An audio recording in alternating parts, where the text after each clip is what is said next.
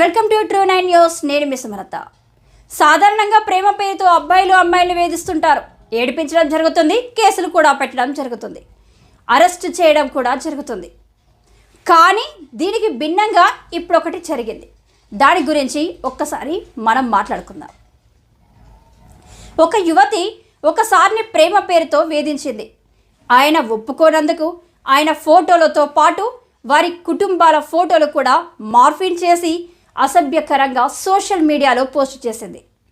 ఇప్పుడు ఆ case CCS పోలీసులు విచారణ చేసి ఆ యువతిని అరెస్టు చేశారు. సో ఇది మ్యాటర్.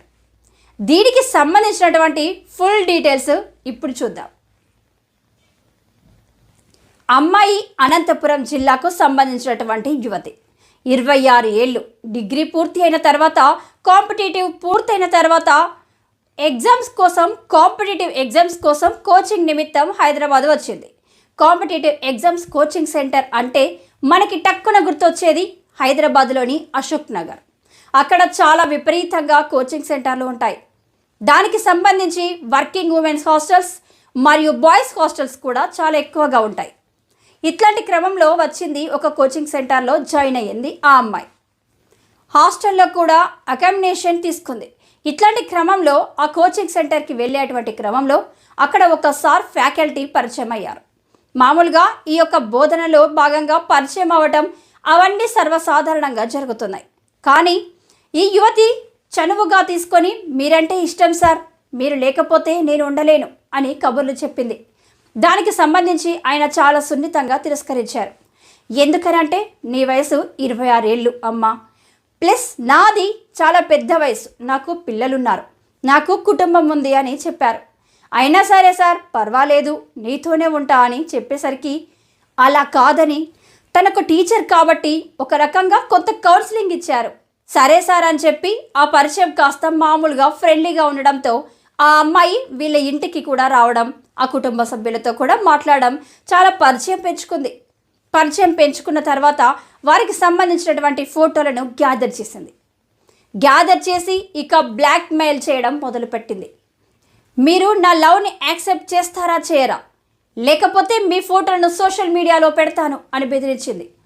సరే సాధారణంగా బెదిరిస్తుందిలే అని అనుకున్నారు. కానీ ఆయన చెబుతూనే ఉన్నారు, నీవు అలా కాదమ్మా, నీకు మంచి భవిష్యత్తు ఉంది, నీకు ఒక లక్ష్యం ఉంది, నీవు గ్రూప్ 1 గ్రూప్ 2 పోస్ట్ కొట్టాలి, నీకు దానికి సంబంధించిన నేను ఏదైనా సరే దానికి సంబంధించినవన్నీ నీకు సపోర్ట్ చేస్తాను, ఎప్పుడు కూడా నీకు సపోర్ట్గా ఉంటాను అని చెప్పారు. అయినా కూడా ఈ అమ్మాయి వినకుండా వేధిస్తూ వచ్చిందట. దానికి సంబంధించి చాలా స్థాయిలోనే ఆ సార్ వార్నింగ్ ఇచ్చారు. దీనికి కోపంగా నా లవ్ని యాక్సెప్ట్ చేయట్లేదని బాధతో కోపంతో ఈ ఫోటోలని సోషల్ మీడియాలో పోస్ట్ చేసింది.